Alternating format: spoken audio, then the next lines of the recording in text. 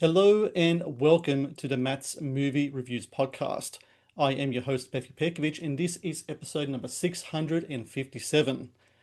Out now on digital and video on demand is American Skyjacker, a documentary that tells the story of Martin McNally, who in 1972 hijacked an American Airlines plane and jumped out mid flight with $500,000. An incredibly entertaining and fascinating true crime story, American Skyjacker proves that life is indeed stranger than fiction, and perhaps nothing is more Americana than a redemption story. And everyone can go to americanskyjacker.com for all information regarding where you can watch the film, and all info in regards to this incredible true story that is directed by Eli Kooris and Joshua Shaffer, who I'm glad to say join me now on the podcast. Eli and Joshua, thank you so very much for your time. Thanks for Yeah, having us, thanks for Matt. having us. Um, Eli, I mentioned before about how life can be stranger than fiction. There is a quote in the movie where someone says in regards to another character in the film how a person should not exist out of fiction. Um, it kind of feels like that way when watching this movie. It kind of feels like it's like something that's just more based on a true crime novel or a pulp novel than it is reality. And Martin McNally definitely kind of fits that bill. So Eli, how did you yourself and Joshua kind of find this guy? How did you first come across his story and learn about this daring kind of like hijacking in 1972? There was this article written by Danny Wicentowski in the Riverfront Times, which is an alt weekly in St. Louis, that told the story of Martin McNally and first introduced us to it. And it's an incredible piece of long form journalism. And, there is a part in it in the midst of the hijacking, and I won't totally give it away for people who are going to see the film, where something happens that if you wrote it in a script, people would turn the film off because it's so completely insane and out of left field. Right. And I remember Josh and I kind of looking at each other and talking about this after we'd first read the article, and we were like, we have to do something with this. And now, we initially did a podcast based on this article and with all the interviews we initially did with Martin McNally. And then when we adapted that podcast into the film, a visual interpretation of this story is much different than a 10 episode, 6.5 hour podcast. We obviously have to keep it tight. We made it 98 minutes. So, people wouldn't get bored because attention spans are so short. But also, we had to ground a lot of this incredible storytelling in reality. And so, what you'll notice is that there's these cinematic recreations mixed with these interviews, and then all of them are anchored by archival news footage that brings the audience back, ideally, to being like, oh my God, this actually did happen, and they are talking about it in the real world. Joshua, when it comes to Martin himself, of course, you interview him both the podcast and the movie. Do you have any perceptions about who he was before you met him? What were those perceptions that you think that you have in your mind when you just read about the man and kind of like all these kind of daring and kind of escapades and crimes that he's just been a part of all these years? I mean, he's one of the great themes of the story and an approach we took to making the documentary. Um, Martin McNally's a rule breaker, first and foremost. He doesn't like to be told what to do. Uh, he has a history of bucking the establishment, of doing things his own way. Um, and obviously, he's changed a lot. He's softened a lot. He's reconnected with family. He's a different man now than he was when he was a young man. But yeah, I think first and foremost, he was a rule breaker. He was somebody who heard about DB Cooper on the radio and decided, hey, I could do that. And not only could I do that, but I could ask for more money when I do it. And he actually pulled it off. He got the money that he asked for. He got the plane back up in the air. And what happens after that, we'll let your listeners watch the movie, but it gets pretty nuts after that.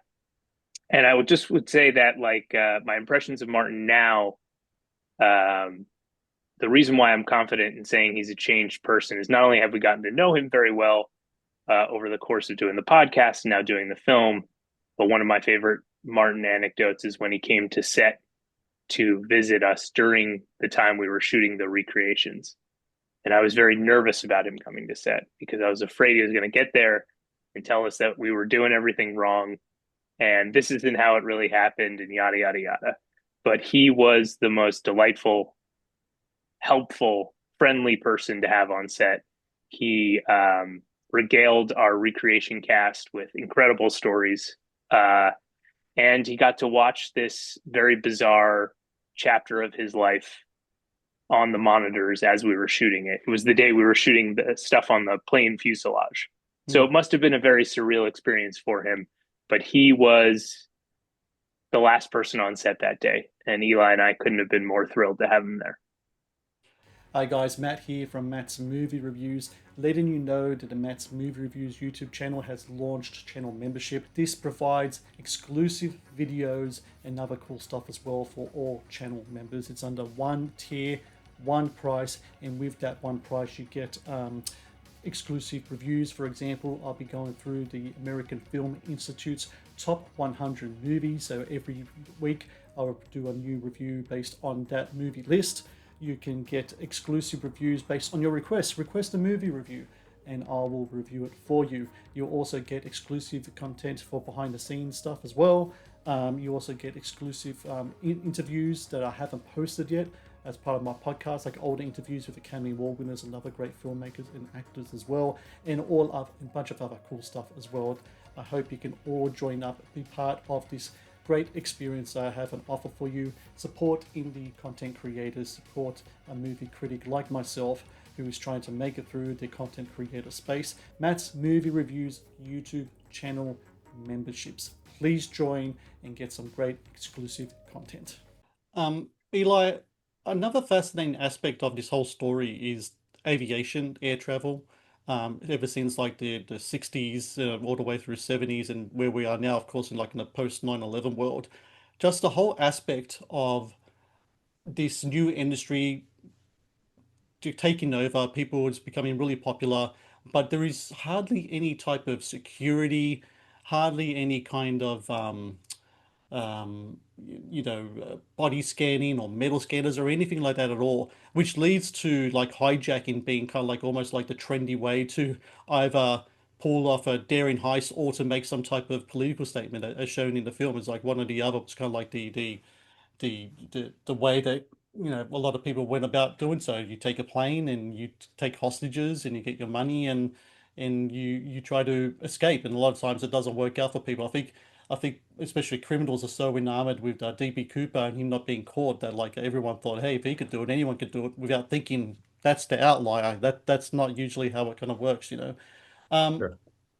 when you kind of delve into that history of that, how much of what was your mind blown as mine was when just finding out about all these, just this almost kind of like wild west kind of version of airplane travel in aviation at that time, because it just seems so incredibly uh just so incredibly I don't want to say the word ridiculous because it was in its infancy, but if you think about it now, where we are now compared to then, it just that's the word that kind of comes to mind. It was just a ridiculous way to run this new enterprise. It's honestly unbelievable, and it was one of the first draws that really hooked Josh and I as well, other than all those stranger than fiction moments throughout McNally's story. A lot of what we do is rooted in history, and especially considering this is modern history, and most people don't really know about it beyond DB Cooper. And DB Cooper, is well known because it was a guy who got away with it in a spectacular fashion, or at least they assume he got away with it. Yeah. There's also a chance he died in the fall and he just got eaten by wolves in the woods, but that's a whole other topic, right? So, the fact that all these hijackings happened and there's this hilarious thing that the US government built an airport in Florida to make it seem like Cuba, the Havana airport, just so they could catch people is kind of incredible. And the fact that people don't really remember that or didn't remember that before we started telling this story is also incredible.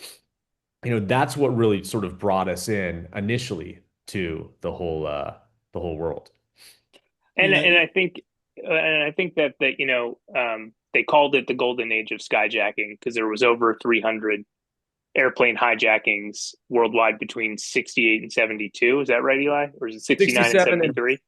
67 and 72. They're over 300 worldwide, 160 in the United States, which means there were two hijackings a month in the United States for 5 years straight on average, That's which is just crazy. And that's, wild. yeah. And living in a post 9/11 world, that seems so insane to us that was that much. But the concept of a hijacking has changed drastically too. It's taken on a much darker tone now, whereas back in the day, these were criminals. Let's not beat around the bush. These guys, a lot of them were bad people, but they saw themselves as kind of cowboys and not really as crusaders in the same way that think of the modern hijacker. Well, the mass murderers too, you know, and Yeah, then you know when it comes to McNally too, and this goes back to like why is this story kind of relevant now? Is that you brought it up, Matt, that you know this was this new form of technology. Air travel was this totally new form of technology available to the public. Well, what happens with every new form of technology as we're experiencing now is these disruptors show up. How can you take that new form of technology and twist it and turn it in some way to your advantage or just to screw everything up and screw up the system? That's what McNally is. He's just an old school disruptor. That's such an interesting note because that was actually mine on line with my next question, Joshua, in that how whenever new technologies come around, there's always someone there to kind of exploit it. You know, the motor car comes out, and all of a sudden you got like, all these robberies in Chicago and everything else, and then like, all the way up to now, crypto comes out or AI comes out, and people are just always there to mess with it and exploit it. And unfortunately, that's just the way it kind of goes, right? Any a criminal or criminal enterprise will try to find any way to, ma get money, steal money, or do whatever else with it. And I think in regards to the whole aviation thing, what kind of makes it kind of fascinating though is that considering the 300 skyjackings within that brief period of time, I'm kind of curious as like when was the first time kind of like the light bulb went in the back of someone's head. He said, you know what, I think we need to do something about this here. yeah, and I said that he was a rule breaker, but rule breaker and disruptor, I mean, those are two words that mean the same thing. Hmm. And that is something that you see in McNally throughout. There's a great moment that is not in the film, but if you listen to the podcast or you go and listen to the podcast, you can hear all about how Martin McNally and one of the other characters in our story, Garrett Trapnell, ran for president while they were in prison. So the ticket was Trapnell McNally. So Garrett Trapnell ran for president from prison with Martin McNally as his VP. And they basically did it as a money making scheme. They sent out flyers from prison asking for donations to their campaign. They got a decent amount of money, but it's because of that prisoners in America no longer get free postage because of Martin McNally, because of Garrett Trapnell. They exploited the system, they disrupted the system, and now as a result, prisoners no longer get free postage. And it's the same thing with the airline industry. Martin McNally probably didn't know it at the time, but he is somebody who is directly responsible for the TSA and all of the kind of apparatus that we have to navigate when we go to the airports these days. Well, he Um, also might have helped. Sorry, one more thing. He might have also helped put the 727 as a model of airline out of business with the back staircase, because they actually installed something which they call the Cooper vane, which is a little thing that they would put over the back staircase to keep it from opening mid-flight, which they connected to DB Cooper. But I don't think they would have done it had there not been a bunch of copycats like Martin McNally. the Matt's Movie Reviews YouTube channel is brought to you by TeePublic. TeePublic is the world's largest marketplace for independent creators to sell their work on the highest quality merchandise. With over 1.2 million designs, TeePublic is sure to have something you'll love. Yeah, Joshua, when you look at these kind of sequence of events, especially when it comes to the McNally skyjacking itself and kind of like all the kind of weird things that kind of happen around it, involving, again, I don't want to give away too much by involving kind of like side characters and everyone else. It's kind of almost comical in nature in a certain way because of just the audaciousness of just how some of these things kind of come about and how people think they can kind of get away with it. I'm not just talking about, McNally and other, skyjackers. I'm talking about, the drunk guy in the bar who thinks he can be, Clint Eastwood and then tries to put matters in his own hands. I mean, just that itself, just the image of, and I don't want to give away too much because I want people to watch this movie and experience it as fresh as they can. But just that when that part kind of comes on, I was just like, you got to be kidding me when it came to that aspect of it. It's like it's just, I think, especially maybe because it's such fresh territory, the whole concept of the airplane and skyjack and everything else, that anything goes, right? And because anything goes, the most ridiculous and audacious kind of stuff kind of sprang up from it. Yeah, it goes back to what Eli said at the beginning and what you mentioned right off the bat, which is the stranger than fiction aspects of it. Like we've always kind of thought of a Coen brothers movie as a comp for this story, in that these Right. characters are so quirky. It's about a bumbling criminal in over his head. But again, there are so many moments where if you saw it in a scripted film or television show, you would say this is ridiculous. You can't, like, Martin, I won't give anything away, but at one point in his hijacking journey, Martin McNally comes face to face with a local law enforcement, and the guy has no idea who he's talking to. And it's this moment of like, if you wrote that in a script and this guy just happened to be a cop that Martin runs into, you would be like, that's too ridiculous. And so it was that aspect of it that we love so much about the story, but you would not be able to tell this as a documentary if you couldn't cut to court documents, or you couldn't cut to Walter Cronkite telling you that this is what actually happened, that these are the facts that we're giving you, as insane as they may seem. Eli, you mentioned the podcast before. It's a 10-part series, 6.5 hours. The movie, 98 minutes. You got a wealth of material to work on. You need to try to find the best kind of parts of that, or essential parts of that, and bring it kind of to the story. What's that process like in trying to pick the right moments, pick the right sequences to put them together into a concise, 98-minute picture? Does having a podcast and kind of breaking it down into 10 chapters, does that help in kind of figuring out what works, what doesn't? Is there analytics you look at your podcast listeners that kind of, there's their peaks and valleys that you can kind of touch on, that says to you, hey, this part of the story works really well, this doesn't? How's that kind of all work for you guys? It wasn't analytics. It was really just the what we knew were the important parts of the story, from a storytelling aspect. Before Josh and I ever became podcasters, or we really kind of call them radio plays, because these are people telling their own stories, and we're doing high-end sound design and sort of focusing in on what parts of the stories we're going to highlight and how we tell their story from A to Z. We were screenwriters. We sold scripts every single year in the business, TV and film across the board.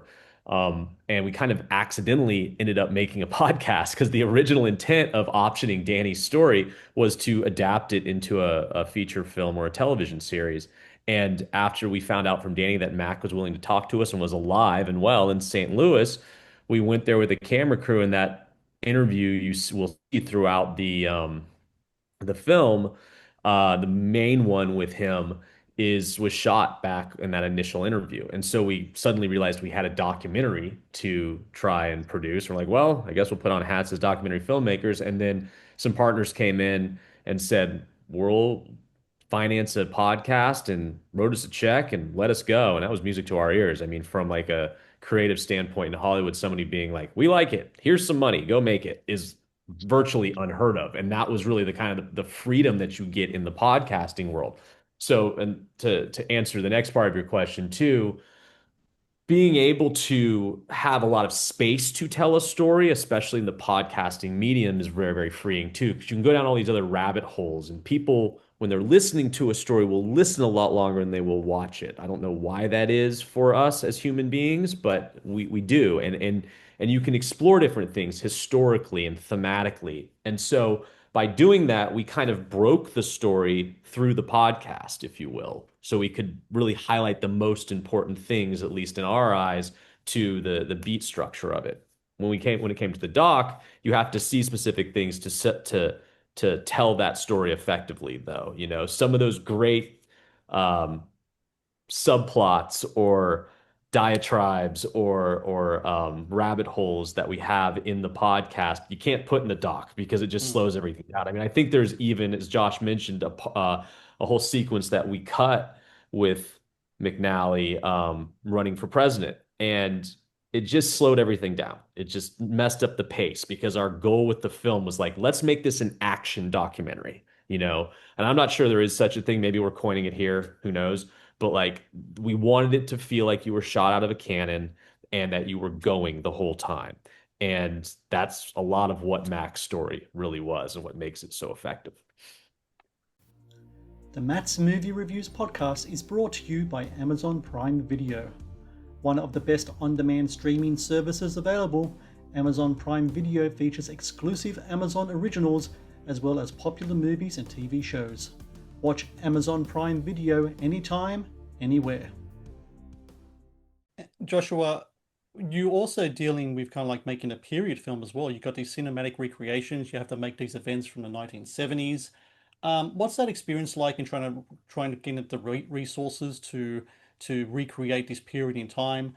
For example, how do you go about finding red polyester pants? I mean, we put together an incredible team, and that incredible team delivered beyond our expectations. When it came to our production design, our costumes, hair, and makeup, everybody had to be on the same page and had to deliver the vision of that decade. Um, and I think everybody did a great job. We were thrilled with how it turned out. Also, quick shout out to our cinematographer, Drew, who really, I think, you know, you could have had all those pieces, the production design, the hair and makeup and costumes, but if the quality of the picture didn't look right, I feel like it would have struck a false note. And Drew really did a great job making our cinematic recreations look of the time, but still cinematic. Yeah. And so credit to the team where credit's due, for sure. And just to stick with you for a moment, in regards to editing, I know you were one of the editors that worked on this film. When it came to, as Eli kind of talked about, making like an action documentary, the beats that you have in the film, there's an energy to it that I really, really liked. I like the pace of it as well.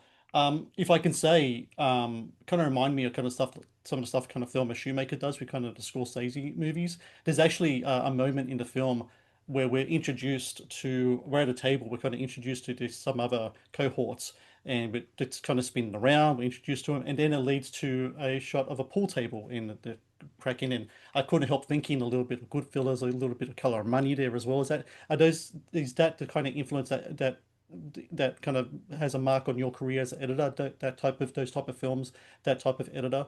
Is that someone who kind of like is an inspiration on you? Definitely.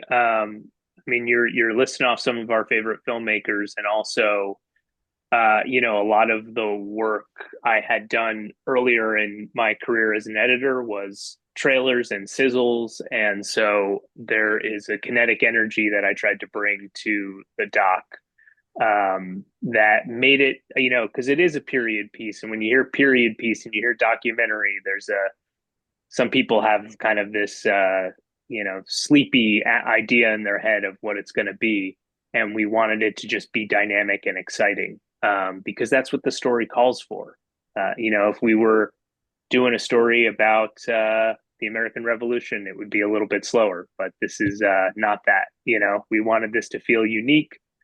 We wanted it to feel cinematic because so much of this story is told by Martin McNally and was told through his eyes and his direct experience and his emotions. And so we needed to stay inside his head. We needed to see our recreation actors' faces, which is not always a common thing for documentaries. But we made that decision early on, and we think it was the right one because we wanted people to be directly inside of Martin's head, and so that's why the second shot of our film is our recreator full on as young Martin McNally. A final question for both of you. I mentioned numerous times, there's that quote in the film, a person who should not exist out of fiction. That's something that's really kind of president, like throughout the movie. But this is like a story about real people, and Martin McNally is a real person and great storyteller. Above all, though, he's a human being at the end of the day, and I think there's a lot of things about him, especially now, like just a sort of wisdom, a sort of um, he's very contemplative about his past and the actions that he made, and very regretful and apologetic about it as well. And I think it's really important that that's kind of brought to the fore here as well. That's in the film for all the things we've been talking about the action documentary and the pace and the excitement. Um, Marlon himself brings such a depth into the movie because just through, not only his transparency in regards to the events and everything else, but where he is now, the changes that he's made over the years and being through the prison system especially. Um, I think it's really important that people kind of realize, like, at the end of the day, we are talking about real people here, and for all the audaciousness that this almost outlaw attitude that this film has, um, I think you guys really brought to the fore, especially those last kind of like 10, 15 minutes of the movie. That, we are, this man is still here, still with us, and I think it's really important that you guys did that. And I just want to say kudos to both of you for doing that, because I think sometimes we get so wrapped up in true crime, gets so wrapped up in kind of like the exploitiveness of it, like Netflix kind of does that, I think, a little bit too much. It becomes like almost like we try to distance ourselves from who the people are, and you guys kind of really brought it back to this is one man's story, the mistakes he made and everything else, and I think this is really, really cool and really kind of fascinating how we just always remember at the end is the man's life we're dealing with here. And you're able to have him tell his story and that you can present him how he is today, the changes that he's made, and kind of like a redemption in the sort of way that he has in regards to the things that he's done in the past, and he brought it to the fore. I think is really great that you showed that in here. I just want to end with saying congrats in regards to that. I think it's really cool that you managed to pull that off in this movie. Thank Thank you. you. Appreciate that. And Yeah. I think that that's Martin. This does not work as a podcast, as a documentary, as anything if he isn't an honest storyteller. Martin recognizes that he was not a great criminal and that he was a bad dude when it came to doing the kind of things that he did, holding people hostage at gunpoint, etc. If he was not honest and if he was not a reliable narrator, because I mean he's pushing 80 and his recall of facts, times, dates are all on point, even so many years later. And so, without an incredible storyteller at the heart of the story, it just wouldn't be a story worth telling.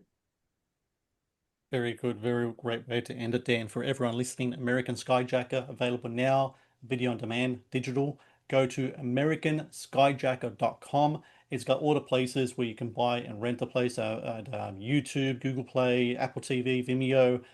It's got also the links to the podcast as well if you want to dive even further into this most fascinating true crime story. It really is. And Joshua and Eli, I thank you both for your time today. Congratulations with the film. And I'm very interested to see what you guys tackle next, because this is a really big endeavor in regards to the podcast and now the movie as well. And you guys really did pull it off here. And yeah, next time that next film comes up, please let me know. I'd love to talk to you again. Absolutely. Thanks Thank you, so Matt. much, Matt. Pleasure. Yeah, appreciate you having us. Thank you for watching the Matt's Movie Reviews channel. Please subscribe for more reviews, podcast interviews, and exclusive content.